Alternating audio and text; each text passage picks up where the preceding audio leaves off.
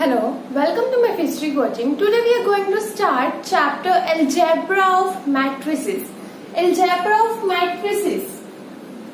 तो बेसिकली यहाँ पे हमें मैट्रिसेस के बारे में बात करनी है. तो मैट्रिसेस है क्या ये देखते हैं. सबसे पहले मैट्रिसेस जो है ना एक प्लूरल फॉर्म है. अभी ज्यादा इंग्लिश में नहीं जाएंगे, सिर्फ बता रही हूँ आपको ये प्लूरल फॉर्म है. सिंगुलर फॉर्म क्या होगी इसकी? मैट्रिक्स. आपको ज्यादातर जो है पढ़ने को मिलेगा मैट्रिक्स. ठीक है, तो मैट्रिक्स देखते हैं वो होती क्या है. मैट्रिक्स स्टार्ट करते हैं. तो मैट्रिक्स क्या है? हमारे पास एक सिंपली एक लिखने का वे है. क्या है वो? मैट्रिक्स को कैसे लिखते हैं?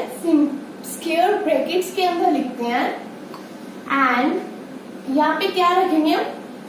एलिमेंट्स, अरेंजमेंट ऑफ नंबर्स होंगे. यहाँ पे मैट्रिक्स है क्या? Arrangement of numbers. वो कैसे अरेंज करेंगे? यहाँ पे हम बात करेंगे number of rows, number of columns, ये सब बातें करने वाले हैं. ठीक है, तो सभी को पता है रोज क्या होती है. ये रो वाइज जा रही हूं मैं, रो वाइज. ये मेरी कितनी रोज होगी? 3 रोज होगी. अगर मैं कॉलम वाइज बात करूं, ये होगी मेरी कॉलम वाइज बात. ठीक है, तो मैंने क्या करना है कि यहाँ पे एक आपको मैट्रिक्स लिख के दिखाती हूँ. एक कॉमन सी मैट्रिक्स. ठीक है, 1 2 3 4 5 6. मैंने ये एक मैट्रिक्स लिख दी. अब इससे हम समझने की कोशिश करते हैं जो कंसेप्ट है हमारे. ठीक है, अब इस मैट्रिक्स में कितनी रोज है? 1 2 रोज में लिखा मैंने. ठीक है, 2 रोज. ओके, कॉलम कितने हैं? 1 2 एंड 3 कॉलम्स. तो अब देखो ऑर्डर क्या होगा इस मैट्रिक्स का. ऑर्डर जो हमने लिखना है वो क्या होगा? Order is number of rose into number of columns. Number of rows is 2 and number of rows is columns is 3. तो ऑर्डर क्या होगा मेरा? 2 into 3. So this matrix have order 2 into 3, 2 cross 3. Okay, तो आपको ऑर्डर समझ आया. अब बात करते हैं एलिमेंट्स की. कोई भी एक मैट्रिक्स है हमारे पास, उसमें कितने एलिमेंट्स हैं कैसे फाइंड आउट करेंगे? चाहे आप क्या करो, number of rose into number of columns जो है उनको मल्टीप्लाई करके बता दो. क्या आ गया? 6 आ गया. ठीक है, तो इसमें आप देखो 6 ही तो एलिमेंट्स है. अगर तो आप लोग डायरेक्टली यहाँ पे तो देखो 1 2 3 4 5 6 में काउंट कर पा रहे हो. छोटी सी मैट्रिक्स की ना, तो एलिमेंट्स कितने हुए? 6 हुए. या फिर आपके पास क्या मेथड है कि इनको मल्टीप्लाई करके बता दो. 2 इंटू 3 6. तो ये क्या हो गया? Number of elements. ओके, तो आपको ऑर्डर के बारे में पता चल गया एंड एलिमेंट्स के बारे में पता चल गया, नंबर ऑफ एलिमेंट्स. अब एक मैट्रिक्स को लिखने का वे देखिए. यहाँ पे मैंने क्या लिखा है? जो मेरा 1 है. ओके, एक और बात देखो, जब भी मैट्रिक्स को लिखते हैं तो नोटेशन यूज करते हैं.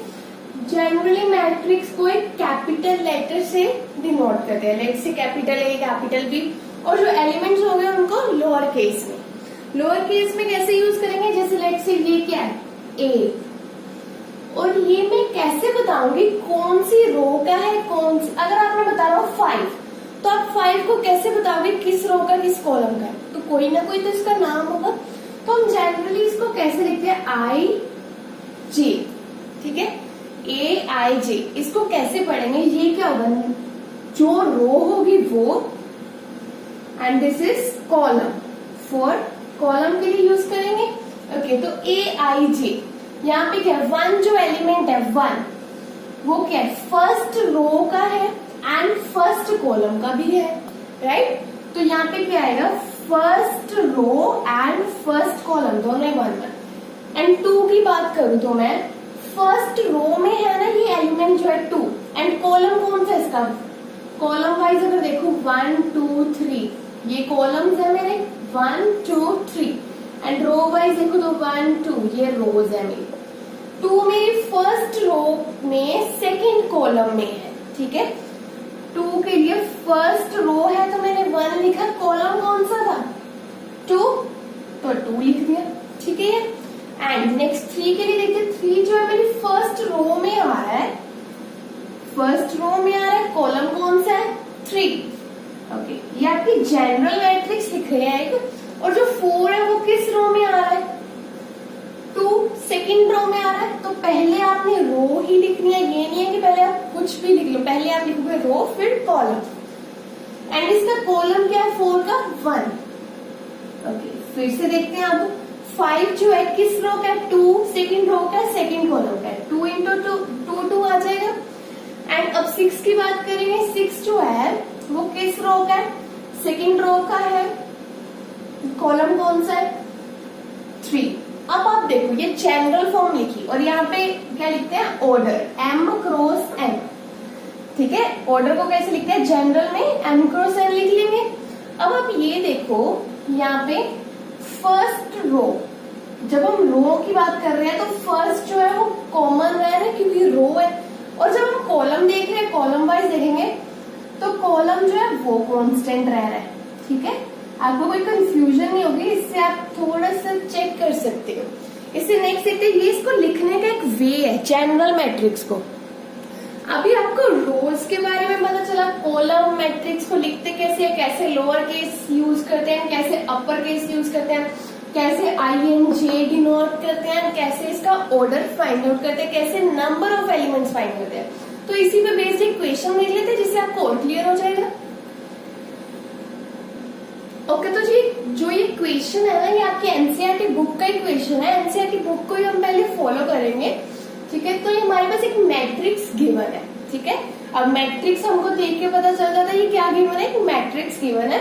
फाइंड आउट क्या करना है, ऑर्डर कर लिया, ऑर्डर फाइंड आउट करना। अब सभी को आता है ऑर्डर फाइंड आउट करना, कैसे करेंगे, number of rose into number of columns, ठीक है। काउंट करो नंबर ऑफ रोज कितनी है 1 2 and 3, ओके।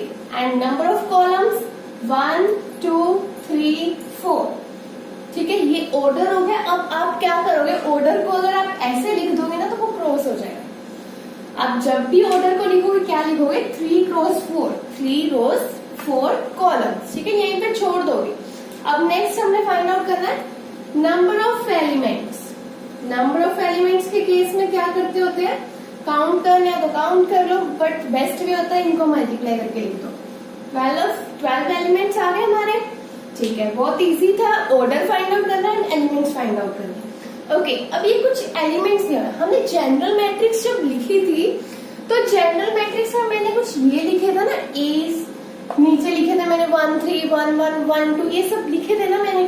तो यहाँ पे हमने ये फाइंड आउट करना है। अब A13 तो यहाँ पे हमारे पास है क्या, डबल सबस्क्रिप्ट नोटेशन दी हुई है ना, डबल है यहाँ पे सबस्क्रिप्ट, तो इनको फाइंड आउट करेंगे। चलो पहले सबसे पहले A13 को मैं फाइंड आउट करती हूँ।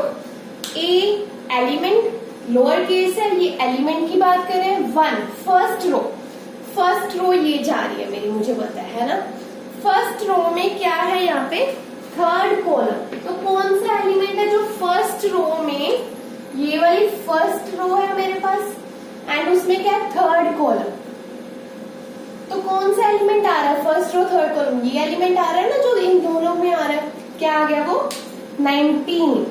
नेक्स्ट देखते हैं A21 सेकेंड रो में फर्स्ट कॉलम, फर्स्ट क्या लिखा है 2 तो वो क्या हो गया रो एंड देन क्या है कॉलम 2। सेकेंड रो में चेक करते हैं,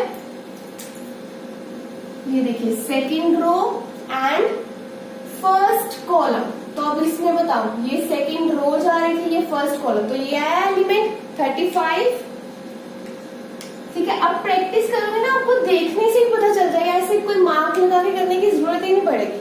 अब नेक्स्ट करते हैं, बिना मार्क लगाए ट्राई करते हैं।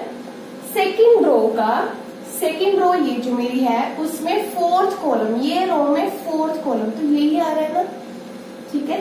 तो यही एलिमेंट होता है जो मेरा क्या है सेकेंड रो का फोर्थ कॉलम में यही एलिमेंट मिल रहा है मुझे। फिर से देखते हैं A23 सेकेंड रो में थर्ड कॉलम में, सेकेंड रो ये जा रही थर्ड कॉलम, ये इस रो में और इसमें क्या कॉमन है, ये कॉमन आ रहा है ना 5/2।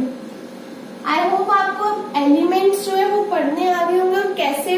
अब अगर आपको कोई भी डाउट है ना यहाँ पे तो आप क्या करो, स्टार्टिंग में अगर आपको डाउट है, बाद में तो आपको ऐसे ही लिखना आ जाना है, स्टार्टिंग में अगर आपको डाउट हो रहा है तो आप लिख के देख लो, ठीक है। जनरल मैट्रिक्स जो मैंने लिखी थी ना पहले, वही आप लिख के देख लो।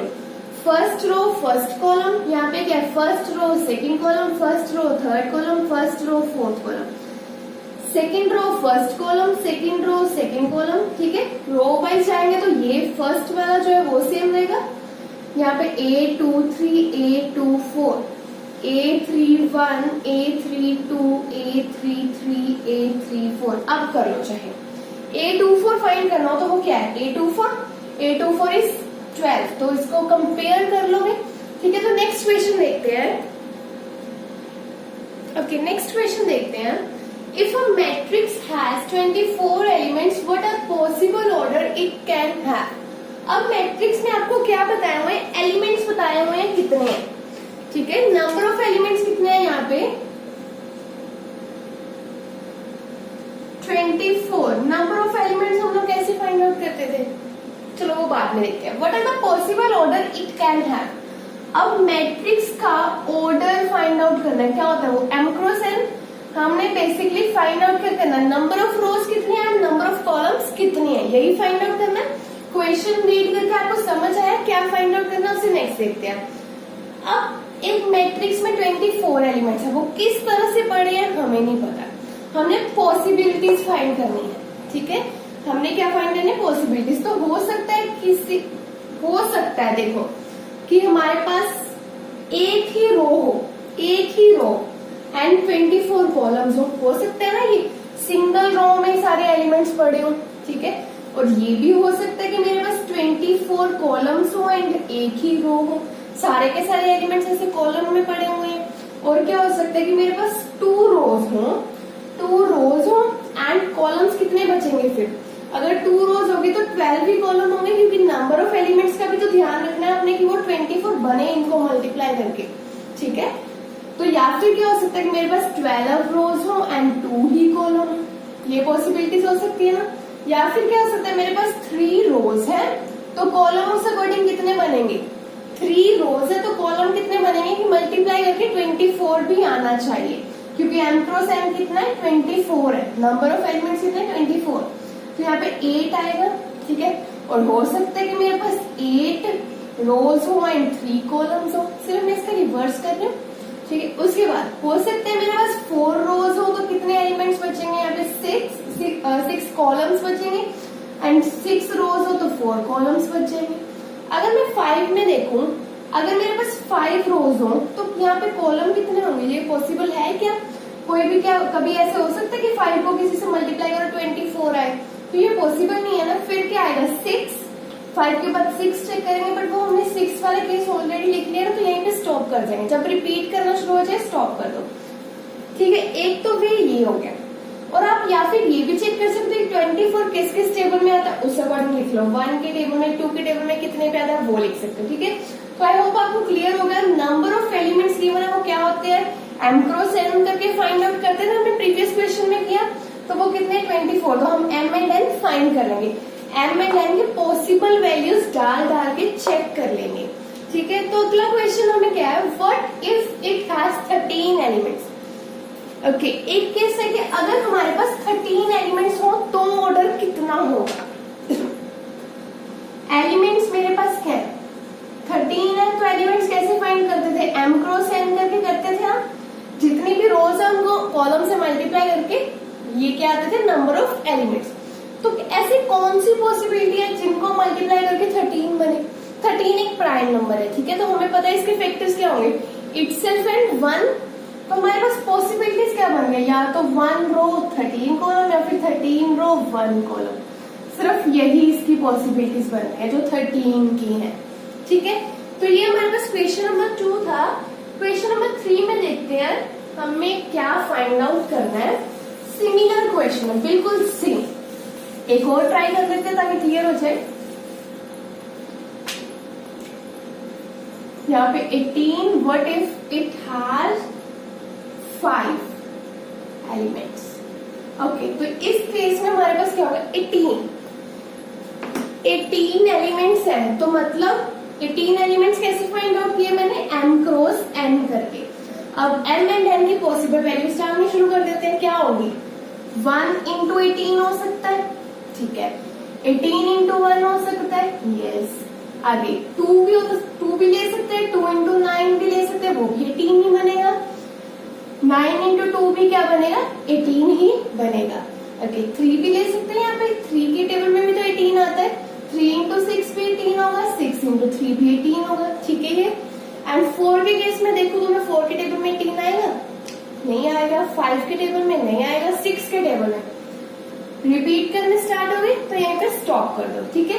तो ये हमारे क्या आ गए, पॉसिबल जो भी ऑर्डर हो सकते हैं, पॉसिबल ऑर्डर ही फाइंड आउट करना है अपने m क्रॉस n, ये हमने फाइंड आउट कर लिया। नेक्स्ट क्या है, अगर 5 एलिमेंट्स हो तो फिर से वही केस, 5 एलिमेंट्स के केस में क्या होगा, 5 हमारा क्या है, प्राइम नंबर है, इसके फैक्टर क्या होंगे, 1 एंड इटसेल्फ, या तो 1 रो 5 कॉलम, 5 रोज 1 कॉलम, यही हो सकता है। अब इस केस में आपने यहाँ पे मिस्टेक नहीं करनी कि इसको रिपीट कर सकते हैं या नहीं कर सकते, कर सकते हैं, रिपीट क्यों नहीं करेंगे। यहाँ पे रोज की बात कर रहे हैं 1, यहाँ पे कॉलम्स की बात कर रहे हैं 18, ठीक है, तो ये रिपीट कर सकते हैं, यहाँ पे कंफ्यूज नहीं होना। नेक्स्ट क्वेश्चन देखते हैं। नेक्स्ट क्वेश्चन में हमारे पास क्या है, यहाँ पे कंस्ट्रक्ट 3 क्रॉस 4 मैट्रिक्स, इसका मतलब क्या हुआ, ऑर्डर क्या है 3 क्रॉस 4, ठीक है। whose एलिमेंट्स आ गई, elements, question number 1, question number 2, ठीक है। एलिमेंट्स क्या है, ये एलिमेंट्स क्या होते हैं मैंने आपको बताया, जिसकी सबस्क्रिप्ट क्या लेते हैं, डबल सबस्क्रिप्ट में क्या लिखते हैं, आई जे। अब 3 क्रॉस 4 बोल रहे हैं ना, हम सीधे क्या करेंगे, जनरल मैट्रिक्स में कंस्ट्रक्ट कर लेते हैं, ठीक है। अभी हमें समझ आया 3 क्रॉस 4 हमने वो कंस्ट्रक्ट कर दी, कैसे लिखते हैं, ये फर्स्ट रो की बात हो रही है, कितनी रोज लेनी है, 3 रोज लेनी है, 1 2 3, ठीक है। मैं इसे लिख रही हूँ बट आप लोग वहां पे नहीं लिखोगे, सिर्फ आपको समझाने के लिए। और कॉलम्स कितने लेने हैं, 1 2 3 4, ओके। तो यहाँ पे देखो क्या बनेगा, फर्स्ट रो है मेरी एंड कॉलम भी फर्स्ट है, यहाँ पे फर्स्ट रो ले रही हूँ, कॉलम कौन सा आ रहा है, सेकेंड। फर्स्ट रो में लिख रही हूँ बट कॉलम कौन सा आ रहा है, थर्ड। फर्स्ट रो का कॉलम फोर्थ। सेकेंड रो की बात हो रही है, कॉलम कौन सा है, 1। Second row column second, second row column कौन सा है, third. Second row column fourth, third row column first, third row column 2, third row column 3, fourth row column भी कौन सा है, फोर्थ, ठीक है। आप लोग इस तरह से देख सकते हो, फर्स्ट वाला यही रहेगा, ठीक है। बार बार एक ही चीज बोल रही हूँ, शायद आपको क्लियर हो गया होगा। नेक्स्ट देखते हैं, ये थी मेरे पास एक जनरल सी मैट्रिसेस। अब हमने क्या की, कंस्ट्रक्ट करनी है, एलिमेंट्स हमने इसके फाइंड आउट करने हैं। अब एलिमेंट्स को फाइंड आउट करने के लिए क्या करेंगे, यहाँ पे देखो A11 फाइंड आउट करेंगे, A12, ये सारे एलिमेंट्स फाइंड आउट करेंगे। तो जब मैंने A11 को फाइंड आउट करना है, क्या करूंगी, ये होता क्या है मेरा, AIJ, 3 क्रॉस 4 ऑर्डर है ना, IJ, फर्स्ट वाला I, सेकेंड वाला J, यही होता है। तो मैं क्या करूंगी, यहाँ पे I की जगह 1 पुट कर दूंगी, J की जगह भी 1 पुट कर दूंगी, वो कर लो, 1 1 कर लिया, बाकी क्या बचा, 1/2, ये मोड दिया हुआ है, मोड में क्या, -3 I है साथ में, I की जगह क्या पुट करना है, 1 प्लस J की जगह 1, ठीक है ये। और आपको पता है मोड में से क्या होता है, प्लस बाहर आएगा, प्लस की जो भी होगा वो बाहर आएगा, तो 1/2 -3 + 1 इज -2, -2 मोड है, तो ये मोड से बाहर आके क्या आएगा, प्लस का 2 हो जाएगा, तो ये क्या आ गया, 1 आ गया। सो मेरे इसकी जगह क्या आ गया, एलिमेंट A11 क्या आ गया, 1, ठीक है। अब मैं फाइंड आउट करूंगी A12 के लिए मतलब क्या, I is equals to 1 and J is equals to 2, तो इसमें मैं पुट कर दूंगी 1 and 2, A12 1/2, मोड में क्या, -3, I की जगह क्या है 1 प्लस J की जगह क्या है 2, ठीक है। तो इस अकॉर्डिंग हम क्या करेंगे, इसको सॉल्व कर लेंगे, -3 + 2 इज -1, तो मोड में से 1 बाहर आएगा which is equals to 1/2, okay. तो इस तरह से मैं A12 फाइंड आउट कर लिया। अब सारे के सारे एलिमेंट्स इसी तरह से पुट करके फाइंड आउट कर लोगे। जब A13 को फाइंड आउट करना तो क्या करोगे, यहाँ पे I1 ले लोगे, J3 ले लोगे, इसमें पुट कर दोगे I1 J4, I2 J1, I2 J2, I2 J3, I2 J4, I3J1, I3J2, I3J3, I4J4। यहाँ पे कुछ नहीं, ठीक है। ओके, तो हम ऐसे पुट करके ये सारे के सारे मैट्रिक्स फाइंड आउट कर लेंगे। सिमिलरली ये अगर आपको इसमें कोई भी प्रॉब्लम आती है तो आपको ना आप कमेंट सेक्शन में पूछ सकते हो, या फिर आपको लिंक जो है फेसबुक का लिंक जो डिस्क्रिप्शन में मिल जाएगा, आप वहां पे पूछ सकते हो, या फिर आप इंस्टाग्राम पे पूछ सकते हो, उसका लिंक भी मिल जाएगा। नेक्स्ट क्वेश्चन देखते हैं। ओके, तो नेक्स्ट देखते हैं हमारे पास टाइप ऑफ मैट्रिसेस। टाइप्स देखेंगे ये जो हमने प्रीवियस क्वेश्चन किया उनके आंसर्स है, ये मैट्रिक्स उनसे फॉर्म होंगे। आप इसको चेक करो, सॉल्व करके देखो, अदरवाइज कोई प्रॉब्लम है तो आप पूछ सकते हो। अब देखेंगे types of matrices. Okay, types में सबसे पहले क्या है हमारे पास? Square matrix. स्क्वायर मैट्रिक्स के केस में क्या होगा, जब हम कोई भी मैट्रिक्स बनाते हैं, अगर उसमें number of rows is equals to number of column, simple सी definition, number of rows number of column के इक्वल है। लेट्स से मैं एक मैट्रिक्स बना रही हूँ 1 2 3 4 5 6 7 8 9, तो मैंने ये मैट्रिक्स एक फॉर्म की, ठीक है। तो इसमें क्या किया मैंने, 3 रोज है, 3 ही कॉलम है, तो ये क्या हो गई 3 क्रॉस 3 मैट्रिक्स बन गई। Number of rows is equals to number of columns आ गए ना, m is equals to n आ गए, तो ये क्या है, स्क्वायर मैट्रिक्स है, ठीक है। नेक्स्ट देखते हैं इससे आगे क्या है, रो मैट्रिक्स। रो मैट्रिक्स के केस में हमारे पास क्या होगा, नाम से पता चल रहा है, रो मैट्रिक्स के केस में हमारे पास क्या होगा, सिर्फ रो होगी, ओनली रो, है ना। तो अगर मेरे पास देखो एक कोई ऐसी मैट्रिक्स है, तो इस केस में हमारे पास क्या होगा, यहाँ पे सिर्फ रो है, सिर्फ हमारे पास क्या है, रो की बात कर रहे हैं, यहाँ पे 1 रो, ठीक है। रो मैट्रिक्स के केस में होगा क्या होगा, यहाँ पे ओनली 1 रो, ओनली 1 रो ही होगी हमारे पास। तो देखो यहाँ पे सिर्फ सिंगल रो है, कॉलम्स जितने मर्जी हो, जितने मर्जी 5 6 7 जितने मर्जी कॉलम है, तो क्या है, सिंगल रो है, कॉलम वेरी करे कुछ भी करे मतलब नहीं, ठीक है। तो सिर्फ रो मैट्रिक्स में क्या होगा, रोज काउंट होंगे। अच्छा, ये भी तो मेरी एक रो मैट्रिक्स है, क्यों है, यहाँ पे क्या है, रो क्या है, 1 रो है, रो, कॉलम कितने 1, तो ये इस तरह की मैट्रिक्स है, number of rose into number of columns 1 into 1 types. तो यहाँ पे क्या है, बट रो तो 1 है, तो ये भी क्या है, रो मैट्रिक्स ही है, ठीक है, यहाँ पे कंफ्यूज नहीं होना। अगर कॉलम मैट्रिक्स की बात करूं मैं, कॉलम मैट्रिक्स आपको नाम से पता चल गया, जिसमें सिंगल कॉलम होगा, तो वो मैट्रिक्स किस टाइप की होगी, इस टाइप की होगी, सिंगल कॉलम है, रोज जितनी मर्जी हो, ठीक है। तो ये थी हमारे पास row matrix and column matrix, नाम से पता चलता है, रो में सिंगल है हमारे पास। नेक्स्ट टाइप है हमारे पास जीरो मैट्रिक्स, या फिर इसको क्या बोलते हैं, नल मैट्रिक्स भी बोलते हैं, ठीक है। नाम से पता चलता है जीरो, ऐसी मैट्रिक्स जिसमें सारे के सारे एलिमेंट्स क्या हो, जीरो, इस टाइप की है मैट्रिक्स, सारे के सारे एलिमेंट्स क्या है, जीरो, तो ये क्या होगी, जीरो मैट्रिक्स होगी। यहाँ पे कुछ है नहीं, सिर्फ नाम से हमें क्या हो रहा है, मैट्रिक्स की पहचान हो रही है। उससे नेक्स्ट हमारे पास है एक डायगोनल मैट्रिक्स। डायगोनल मैट्रिक्स, अब आपको फिर से नाम से पता चल गया, डायगोनल की बात करेंगे, कोई एक मैट्रिक्स फॉर्म करेंगे, उसमें क्या बात करेंगे, डायगोनल की। अब डायगोनल किस केस में बनेगा, अगर मेरे पास एक स्क्वायर मैट्रिक्स है, लेट्स से मेरे पास कोई एक मैट्रिक्स है, स्क्वायर मैट्रिक्स लिया मैंने, ठीक है, फिर बात करेंगे डायगोनल की, ठीक है। ये मेरे पास एक स्क्वायर मैट्रिक्स है, तो अब यहाँ पे डायगोनल की बात करनी है, तो डायगोनल मैट्रिक्स के केस में डायगोनल एंट्रीज को छोड़ के बाकी सारे क्या होंगे, जीरो, ठीक है। तो ये मेरे पास क्या होगी, एक diagonal matrix. Square matrix diagonal matrix तब होगी जब उसकी डायगोनल एंट्रीज को छोड़ के बाकी सारे क्या होंगे, जीरो। नेक्स्ट हमारे पास टाइप जो है वो है स्केलर मैट्रिक्स।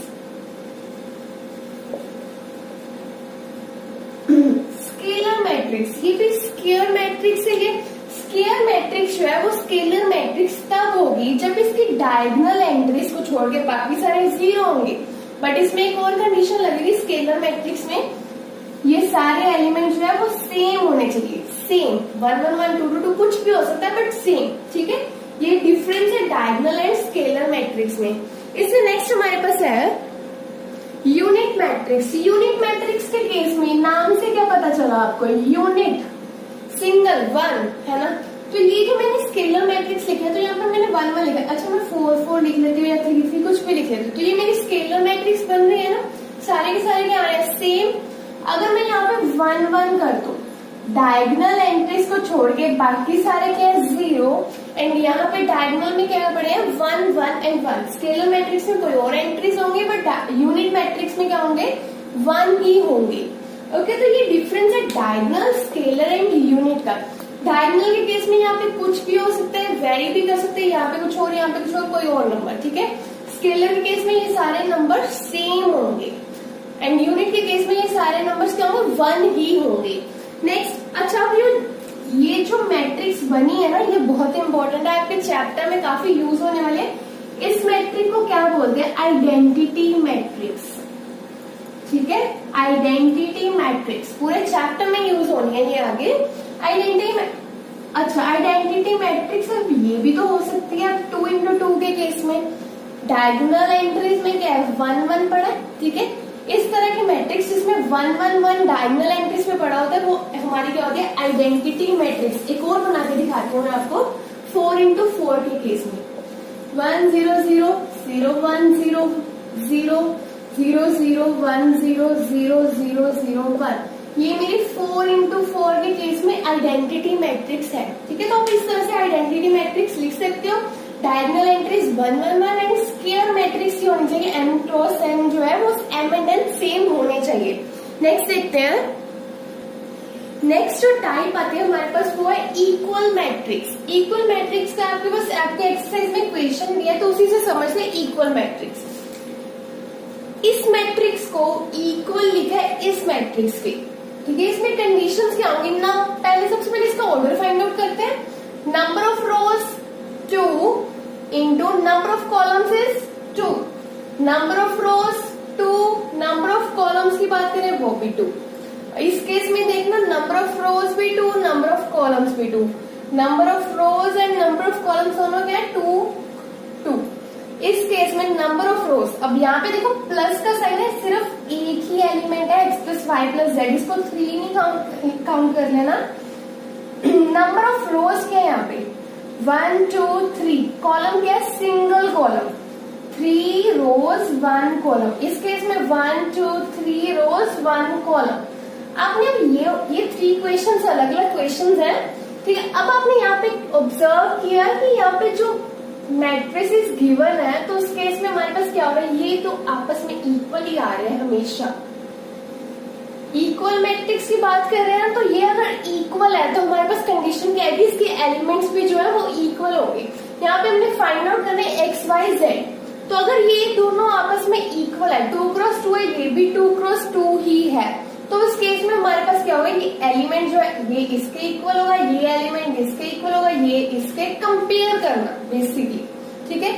तो यहाँ से मेरे पास y क्या आ गया, 4 आ गया, z क्या आ गया, 3 आ गया, कंपेयर करके x is equals to 1 and 5, तो 5 के इक्वल है ये, ठीक है। x y z find out कर रहे थे। इस केस में देखते हैं x plus y is equals to 6, ये भी दोनों इक्वल है, तो मैं कंपेयर कर रही हूँ। x plus y is equals to 6 and 2 is equals to 2, ठीक है। 5 plus z is equals to 5, ठीक है। ये इसके एंड इसको कंपेयर करेंगे, x y is equals to 8। तो आप यहाँ से इजीली फाइंड आउट कर सकते हो, आई गेस। यहाँ से मैं z की वैल्यू अगर फाइंड आउट करूँ तो 0, ठीक है, और z की वैल्यू यहाँ से 0 आ गई। अब इन दोनों इक्वेशंस को यूज करके आप क्या कर सकते हो, x and y find out कर सकते हो। करते हैं इनको find. x plus y is equal to 6, यहाँ से x मेरे पास क्या आ गया, 6 माइनस वाई। अब इसको इसमें पुट कर देते हैं, x y is equal to 8, x क्या है 6 minus y, y is equal to 8, 6y minus y square is equal to 8। यहाँ से क्या बनेगा, वाई स्क्वायर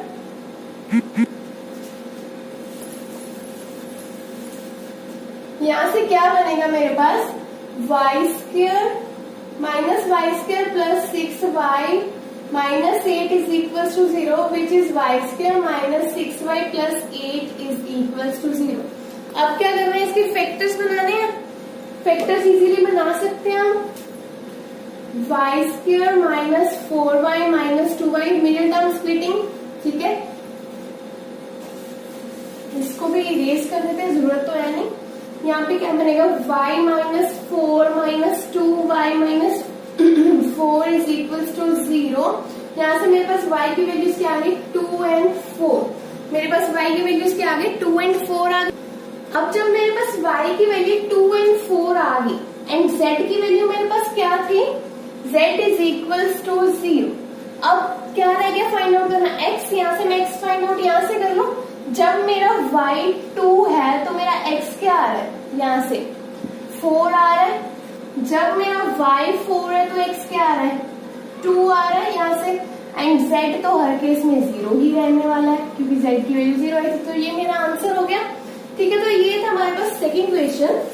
सिमिलरली आप थर्ड क्वेश्चन जो है वो सॉल्व कर सकते हो। x plus y plus z is equal to 9, एक इक्वेशन बन गई। x plus z is equal to 5 and y plus z is equal to 7। यहाँ से 3 इक्वेशंस बन जाएगी। 3 इक्वेशंस है हमारे पास और 3 ही वेरिएबल फाइंड आउट करने हैं, x, y एंड z। तो आप वो इजीली फाइंड कर पाओगे आई गेस। अगर कोई भी डाउट है तो आप हमसे पूछ सकते हो एनी टाइम। नेक्स्ट क्वेश्चन देखते हैं। नेक्स्ट क्वेश्चन में हमारे पास क्या है, हमें सिर्फ ये 2 मैट्रिसेस गिवन है, जो बोला हुआ है दोनों आपस में इक्वल है एंड फाइंड आउट करो A B C D।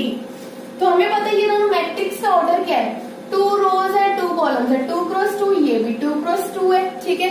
अगर ये दोनों इक्वल तो हम इनको कंपेयर कर सकते हैं। कंपेयर करके मेरे पास ये 4 इक्वेशंस आएंगे। a minus b is equal to -1, 2a minus b is equal to 0, 2a plus c is equal to 5 and 3c plus d is equal to 13, ठीक है। ये 4 इक्वेशंस आएंगे। अपने इन इक्वेशंस को सोल्व करके आपको वैल्यूज फाइंड आउट करनी आती है। मैंने क्या किया, यहाँ से a की वैल्यू फाइंड आउट की और a की वैल्यू को सेकेंड इक्वेशन में पुट कर दिया तो मेरे पास ये b की वैल्यू आ गई। ये सारा सॉल्व करके फिर इस वैल्यू को मैंने फिर से फर्स्ट इक्वेशन में पुट किया तो a की वैल्यू आ गई। फिर इस a और b की वैल्यूज को इनमें पुट किया तो मेरे पास c एंड d आ गए। a is equal to 1, b2, c3, d4। तो जो फाइंड आउट करेंगे a b c d वो हमारे पास आ गए। नेक्स्ट क्वेश्चन देखते हैं। नेक्स्ट क्वेश्चन है हमारे पास एमसीक्यूज है। बेसिकली यहाँ पे हमारे पास एक मैट्रिक्स दी हुई है, जनरल मैट्रिक्स दी हुई है। जनरल मैट्रिक्स में क्या है, ये क्या होते हैं, एलिमेंट्स होते हैं। ये क्या होता है, ऑर्डर होता है। Is a square matrix. ये स्क्वायर मैट्रिक्स कब होगी, आपको पता है। स्क्वायर मैट्रिक्स की कंडीशन क्या होती है, number of rows is equal to number of columns. तो यहाँ पे देखो कौन सी कंडीशन आ रही है, ये वाली आ रही है, number of rows is equal to number of columns. Next question में हमारे पास क्या है, 2 मैट्रिक्स जो है वो इक्वल दी हुई है और बताओ कौन सी जो है इसको कर रही है फॉलो, ठीक है। हमें ये चेक करने के लिए क्या करेंगे, यहाँ से x एंड y की वैल्यूज ही तो लिखी हुई है यहाँ पे। तो x एंड y की वैल्यूज फाइंड आउट कर लेते हैं। ये हमें पता है इसका ऑर्डर क्या है, 2 क्रॉस 2, इसका भी क्या है 2 क्रॉस 2। ये दोनों सेम है तो हम इनको कंपेयर कर सकते हैं। अगर मैं यहाँ से x की वैल्यू अगर फाइंड आउट करूँ, देखो 3x plus 7 is equal to 0 है ना। 3x plus 7 is equal to 0। तो यहाँ से x की वैल्यू क्या बन रही है, -7/3। और एक ये है x वाला। अगर मैं यहाँ से करूँ 2 minus 3x is equal to 4, तो यहाँ से मेरे पास क्या बन रहा है, x इज इक्वल टू -2/3। क्या ये पॉसिबल है, x की वैल्यू एक बार -7/3 -2/3। तो हमारे पास आंसर क्या आएगा, नॉट पॉसिबल टू फाइंड, ठीक है। ये आपकी एमसीक्यूज है जो इंपॉर्टेंट है, आपके एग्जाम में आते हैं। नेक्स्ट क्वेश्चन देखते हैं, लास्ट क्वेश्चन आज के लेक्चर का। लास्ट क्वेश्चन में हमारे पास क्या है, number of all possible matrices of order 3 cross 3 with each entry 0 और 1। तो हमने ऐसी सारी पॉसिबल मैट्रिसेस, क्या मैट्रिसेस फाइंड करने की, यहाँ पे क्या लिखे, यहाँ पे क्या लिखे, 3 क्रॉस 3 ऑर्डर की ऐसी मैट्रिसेस फाइंड आउट करनी है जिसमें हर एंट्री या तो 0 हो या तो 1, 0 1 0 1 कोई भी तरह से हो सकती है, अरेंज की हो सकती है, ठीक है। तो हमने ऐसी पॉसिबल मैट्रिसेस फाइंड करनी है, वो कितनी हो सकती हैं। तो हमारे पास पॉसिबिलिटी क्या है, 0 या 1, कितनी होगी ये पॉसिबिलिटीज, 2 पॉसिबिलिटीज होगी। तो इसको फाइंड आउट करने का वे क्या होता है, number of possibilities raise to power number of elements. तो नंबर ऑफ एलिमेंट्स आपको पता है कितने हैं, मैट्रिक्स का ऑर्डर क्या है 3x3। यहाँ से एलिमेंट कैसे फाइंड आउट करते हैं, इसको मल्टीप्लाई कर लो, वो क्या आ गया 9। तो यहाँ से मेरे पास क्या आ गया 2 raised to 9। इसको सॉल्व करेंगे तो मेरे पास क्या आएगा 512। तो ये डी जो हमारे पास क्या आ गया आंसर आ गया डी ऑप्शन। तो नेक्स्ट ये था हमारी आज की वीडियो का लास्ट क्वेश्चन। इससे नेक्स्ट वीडियो में हम सीखेंगे कैसे दो मैट्रिसेस को ऐड करते हैं, सब्ट्रैक्ट करते हैं, मल्टीप्लाई करते हैं, उनपे कुछ ऑपरेशन अप्लाई करना सीखेंगे। आज के लिए इतना ही। Thank you so much.